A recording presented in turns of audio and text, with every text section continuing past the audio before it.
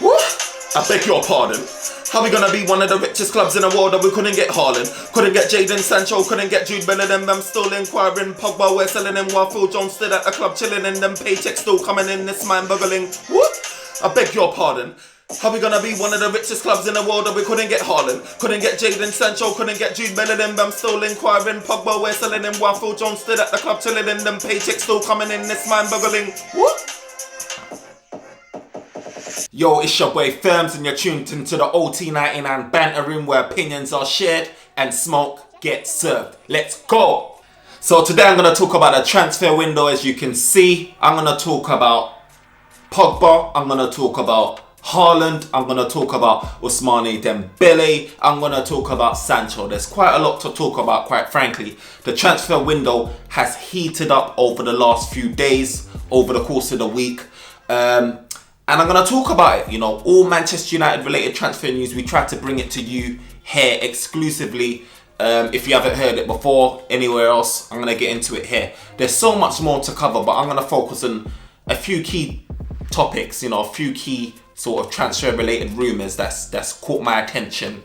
And let's go. So let's start off with Ousmane Dembele. So with Ousmane Dembele, he's a guy we all know was linked with, you know, at Manchester United. We had a disastrous summer transfer window last season. And Ousmane Dembele, for me, it felt like almost like a stopgap. You know, it was after Jadon Sancho. We didn't get Jadon Sancho. We now started running around like headless chickens trying to, you know, get deals over the line. Barcelona obviously wanted a full transfer. Manchester United wanted a loan. From what I understand, Barcelona wasn't willing to loan out Ousmane Dembele until when they can get assurance that he signs a new contract. They didn't want to have that hanging over them of him leaving on a free transfer without them recouping any sort of transfer fee.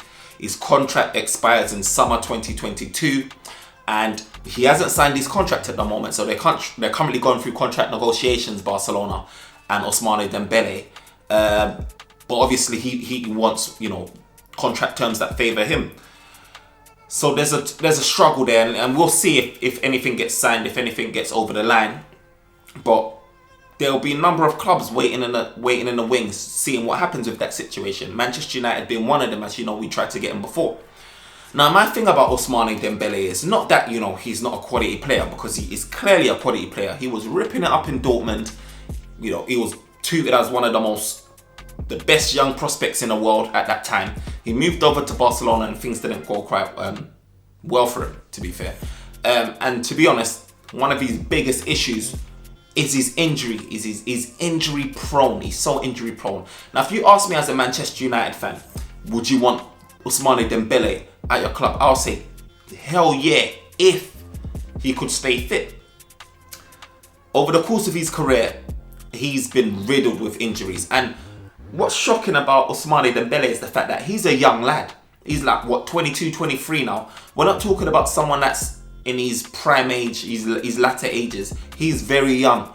He should not be getting as much injuries as he is getting, but for some reason he just keeps getting injuries. I don't know if it's the style of play, you know, the sprints, the short bursts, all of that dribbling, using muscles that maybe certain other players won't typically engage as much. But for whatever reason, he keeps getting injured. And I wrote down his injury list. So, look, I'll start off with 2017-18, right? He missed 20 games in 2017-18. And it was due to hamstring issues. You'll see the reoccurring sort of familiarities with what's going on here. So in 18-19, he missed 9 games, muscular issues and hammy issues.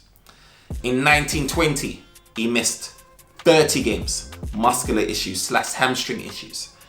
In 2020-21, he's missed 5 days. So he's had a better season so far this season. But as you can see, there's been muscular issues and hamstring issues especially. And in total, he's missed 85 games in those years that I've read out.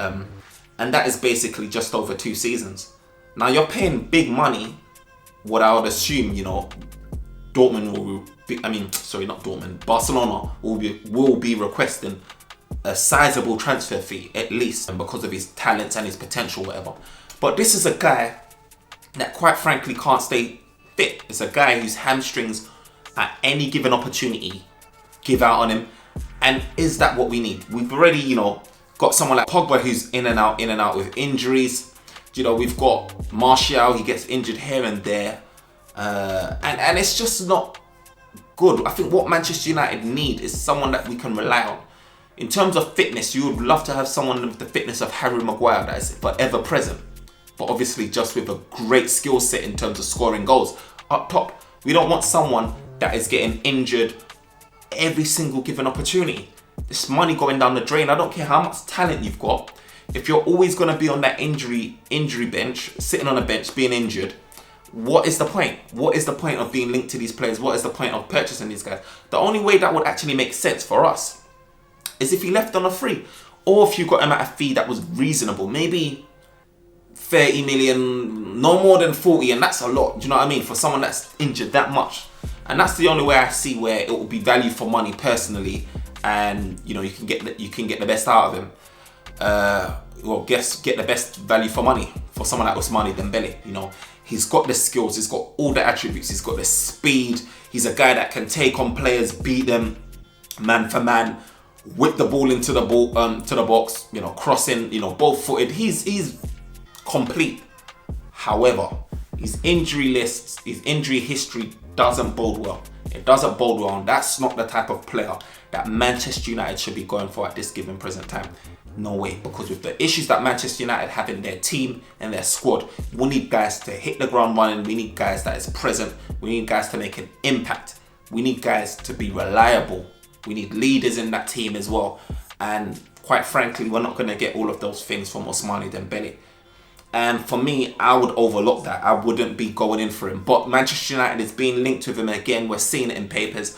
Whether it's true or false, I don't know. But I'm certainly hearing that, we're being linked to him as one of our potential options. We've been linked with Rafinha. We've been linked with a few other wide players, that we could potentially be going for. And, in my mind, I still feel like Jadon Sancho would be the ideal candidate for a wide player. Reason why is because, one, he doesn't get injured like that. He's always fit. Two, he grew up as a child playing football in England anyway, so you would hope that the adapting wouldn't be a major step, reintegrating back into English football. Three, he's proven it in big stages. He's at Dortmund, he's at a big team.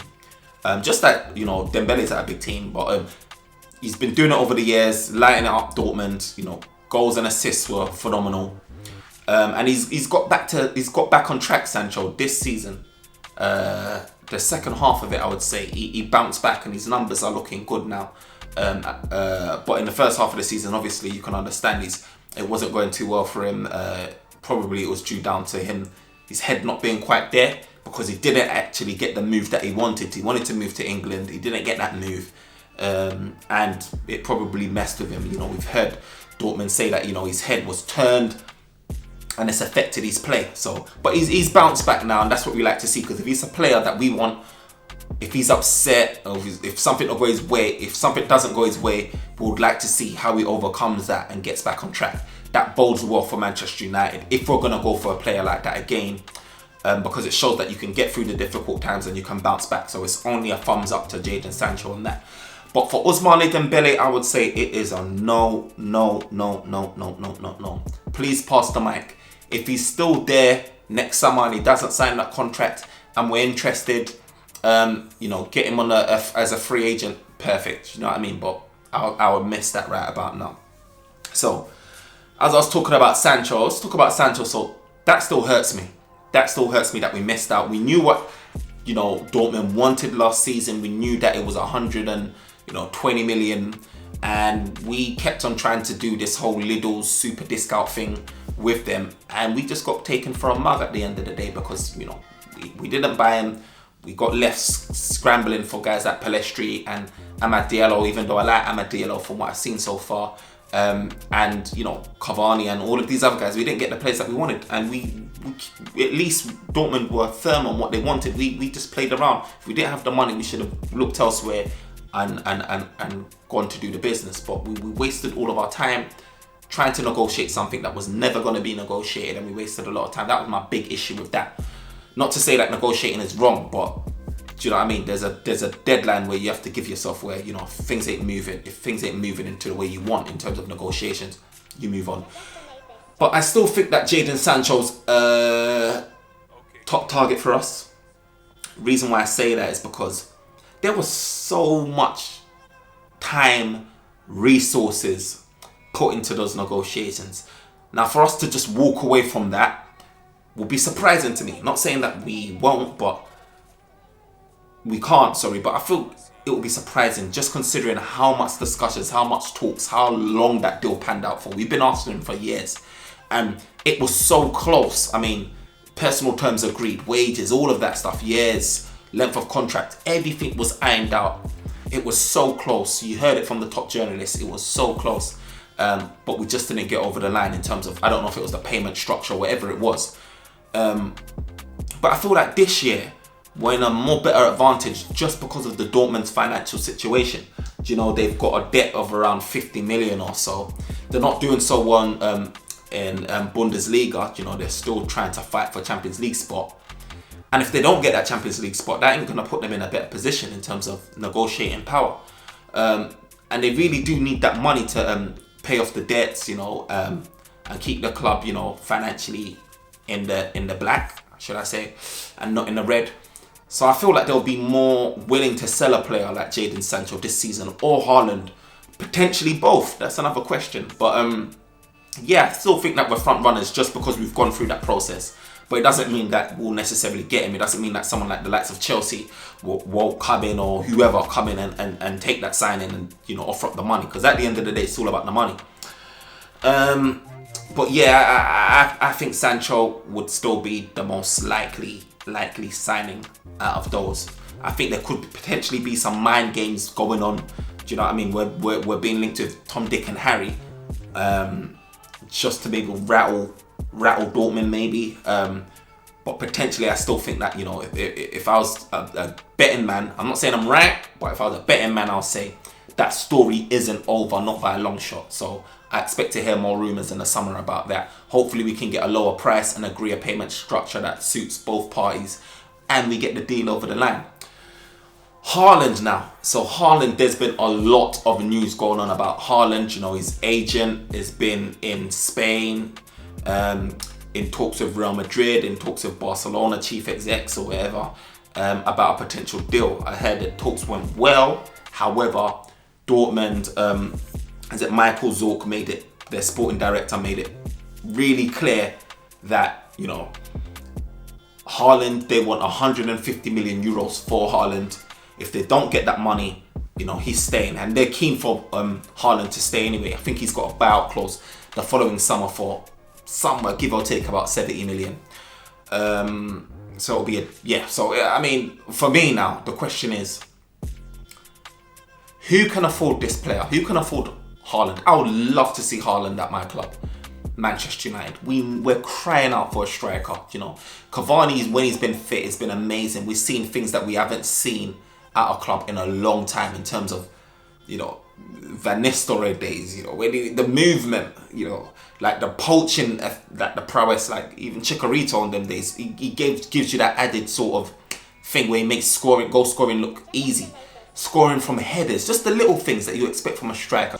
And you know, he just can't stay fit here and out. You know, he can't stay fit like consistently. And we really do need a striker. We do get chances. I know we probably would like to see more attacking football as Manchester United fans, and more chances being created. But I do see chances in games being created, and we just not seizing the opportunity. You know, we're missing goals from a yard out. You know, Harry Maguire and things along those lines. And you just want a striker that is just clinical, dangerous. And a guy like Haaland is just he fits the bill perfectly. He fits the bill perfectly for that. The problem is he's costing 150 million euros, which is approximately 130 million pounds. His wages is going to be extraordinary. I wouldn't expect nothing less than 300k a week. And that total package will be kind of scary.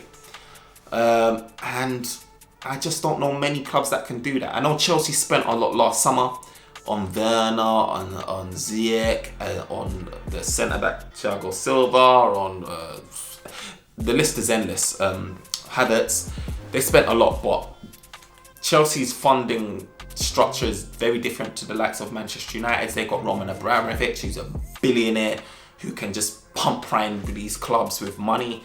They're not dependent on fans coming into the stadium for their money, etc. It's an added bonus for them, but they don't depend on it. And Roman Abramovich can fund moves like that if he wanted to. They also have a whole lot of assets that they can move on. Tammy Abraham, Hudson-Odoi, they could potentially move him on. Pulisic, they could potentially move him on. They've got many players that they can move on to raise up the capital to make the net cost spend more viable for them. You talk about teams like City as well. City's obviously, Aguero's announced that he's moving on. There's been talks probably with Barcelona or some Boca Juniors or Argentinian clubs or MLS, whoever he's been linked with. But I think Barca's probably looking like a more likely move for him, Aguero. But he's gone, he's announced it. So clearly City's going to be looking for a new striker, even though they've proved that they can play without one. Haaland, they've been linked with, they've shown interest. I know that City have not recently been linked with players where they've been spending 100 million or 150 million on one player. They've been doing smart buys, to be fair. And there is a certain limit where they say worthwhile. Like Harry Maguire, they were saying, they're not going to go above 75 million. With Fred, we ended up getting him because we offered, a better terms in terms of the contract or fee. There's limits that City go to where they say, we've got to be responsible here, even though we've got all rich owners. However, Haaland is a different kettle of fish. And will City be willing to break their transfer budget of recent years anyway on one player? Would they be willing to do that? I think they potentially could, because there's no doubting that Haaland is going to be a generational talent. He's going to be one of the best strikers in the world. He currently is one of the best strikers in the world. I mean, outside of Lewandowski, strikers, a pure striker, I can only think of Haaland, for me, I wouldn't be surprised if City went in for him. And the only other club that I can see going in for Haaland is PSG. PSG's again they're filthy rich, as you know, and they can afford to get someone like Haaland. But I just feel like PSG's main concern right about now is trying to agree the contract extensions of Mbappe and the contract extension of Neymar. I think their transfer business in terms of an attacking forward personally will be heavily dependent on what happens with those two guys. If they end up selling one guy on, for example, when they got the capital, they'll probably look to Haaland in an instant to replace him. But at the moment, I really do feel like that's where their priority lies, is sorting out that contract situation. But they're a team that can afford him, you see, and I can't even think about having a team that's got Haaland, Mbappe, and just think about that. That's FIFA. That's Football Manager. It just doesn't make any sense. But they can do it. Manchester United, though, is so frustrating because Manchester United is one of the richest clubs in the world. Everyone knows this. We're top 10, some would say maybe top 5. I ain't checked recently, richest clubs in the world, but yet we're having issues. And I know we're funded differently. We haven't got oil-rich owners. We've got the Glazers, but the Glazers have got other interests. They've got other vested interests in other sport franchises, not just Manchester United. They own a number of different sort of sports franchise sort of teams where their money gets sort of redistributed. So, we're not blessed like that, unfortunately. We haven't got that all rich money where we can just throw, hundreds of millions at players. Our business model was quite frankly built on, sponsorships, sort of fans as well. A lot of that sort of stuff, sort of the natural business sort of making ways of generating money, rather than just pump prime in a club with crazy money.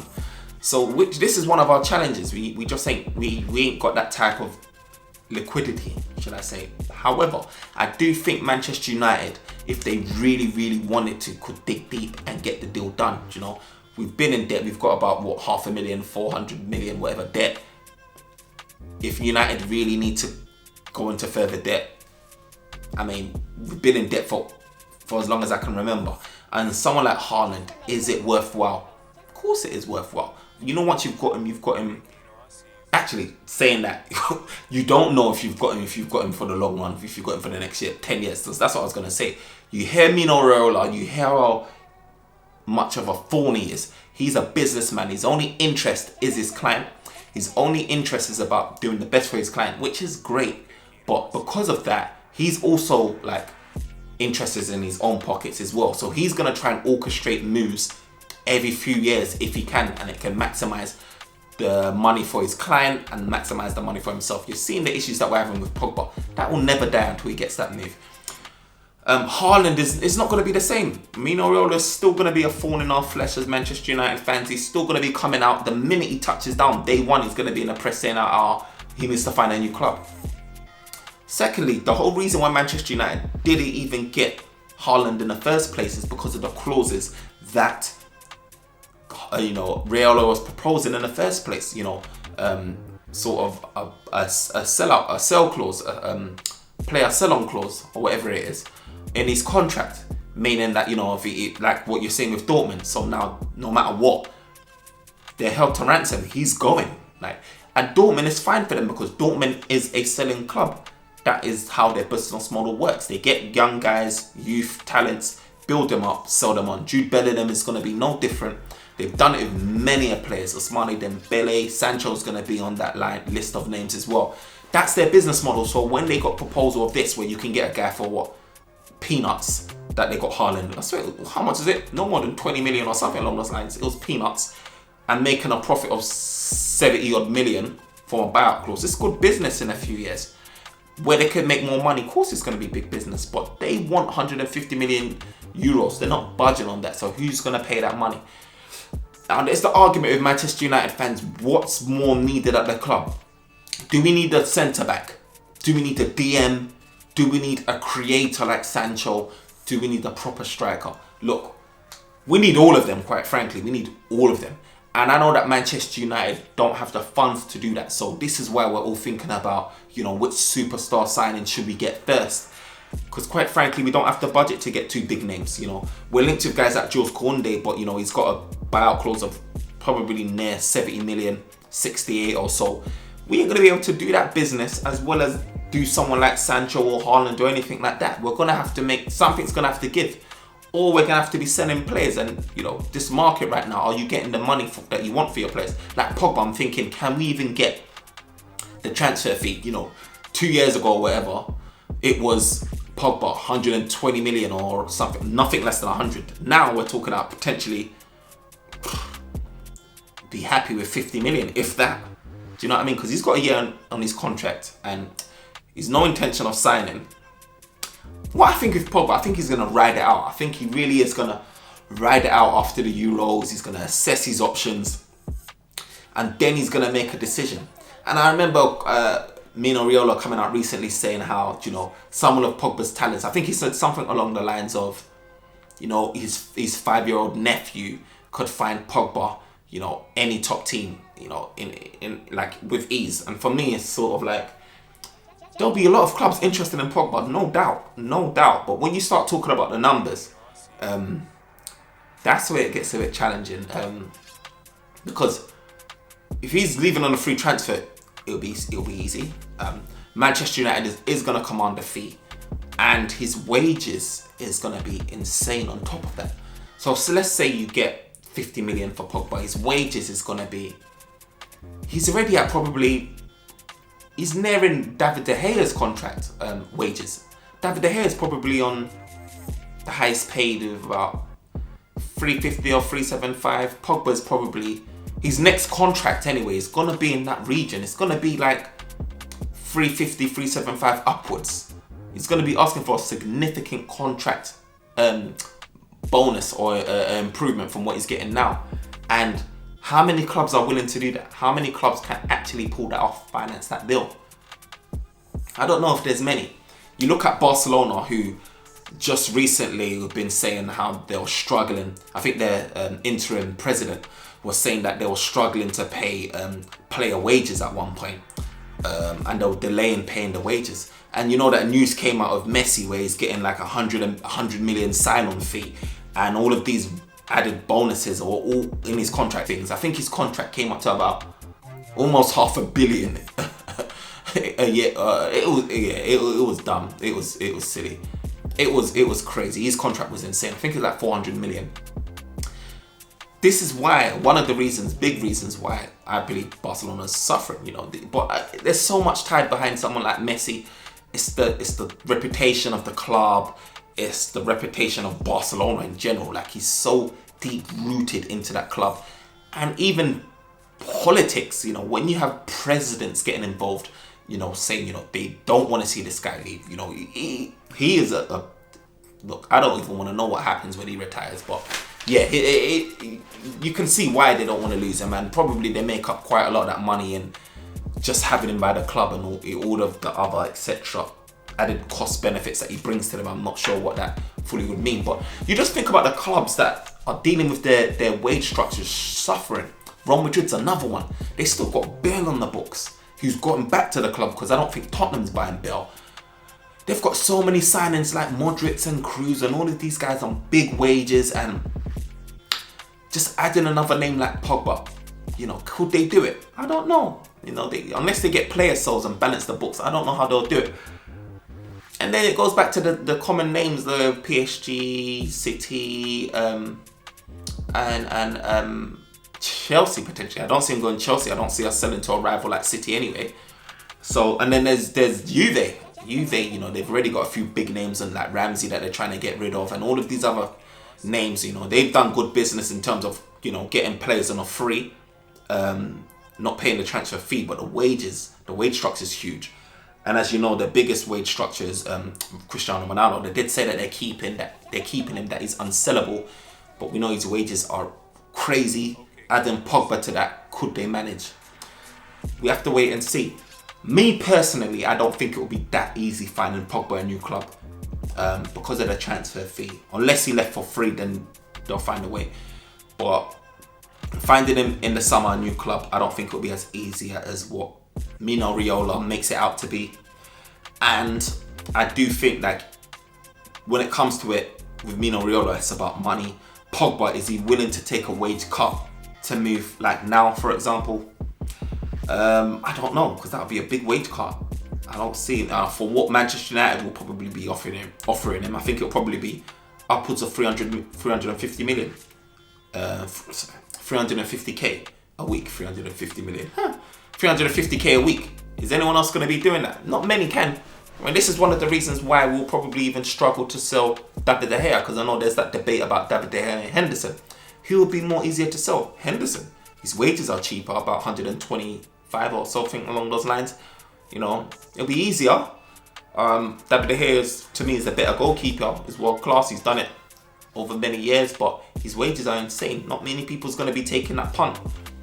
So that's just my thoughts on it. But you know, there's a lot going on. There's a lot going on in Manchester United. You know, we started our looking at, you know, potential targets. Sven Botman's another guy, centre back that plays for Lille. We've been looking at him because Jules Koundé's transfer fee is deemed as too high. Sevilla's set that, you know, buyout clause is too high. I don't think they want to negotiate.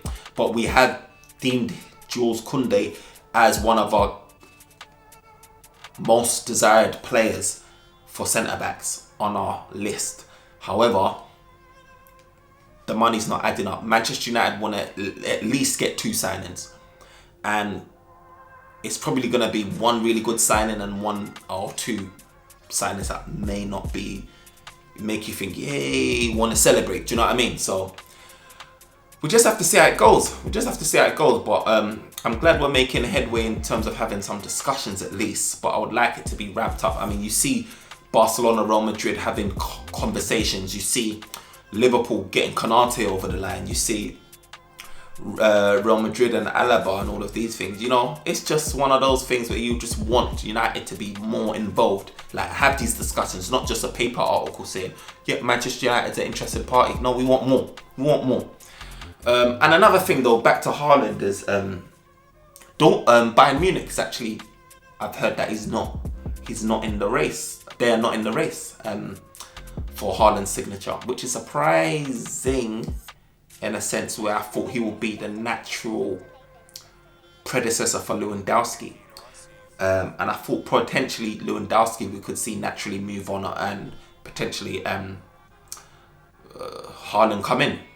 But yeah, Bayern, it seems like they've taken a step back. They just don't probably see it as economically viable. Plus, there's a lot in the tank with Lewandowski.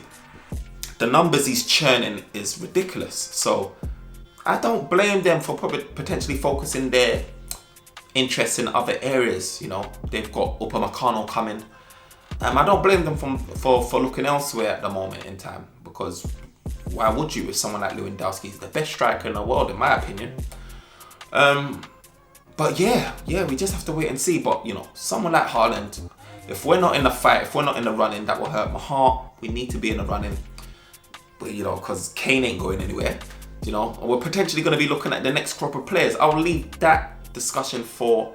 I mean, in terms of when I say next crop of players, I mean next crop of up and coming talents. We're probably gonna have to be looking there in terms of, you know, who's coming through. Isaac, you know, Daka, Andre Silva, all of these sort of guys. You know, we're probably gonna have to look there and think about who would be ideal before they end up being this crazy sum of money. We need to be getting in there early and getting the next up and coming players, because quite frankly, I just don't trust the board to get signings like Mbappe or Haaland over the line. And you should already know how much Manchester United has got. I think I heard somewhere that our budget is 100 million. I mean, yeah, enough said. Unless we do smart contract negotiations where we're paying over multiple seasons and we can finance the deals, sort of like how Arsenal done it with Nicolas Pepe for that 70 million deal where they financed it over God knows how many years. I just can't see us getting multiple stars and completing our team and plugging all the gaps. And that's sad, because we've got so many areas to plug in a Manchester United team, and just filling one void, we're going to be in the same situation following season. You know, I'll just love for us to do a Chelsea, you know, where they plugged all the gaps all at the same time. I would love to see that, but unfortunately, it's never been Manchester United's tradition to do that. It's never been our style, so we just have to sit tight and wait and see. But, you know, I'll be bringing you more transfer news as the days go on. You know, I'll probably come back to you and talk about maybe some other potential signings that we're being linked to, potential strikers, alternatives to Haaland or Kane, or potential wingers as well that we can be looking at. So stay tuned, stay locked in, like, comment and subscribe and support the thing.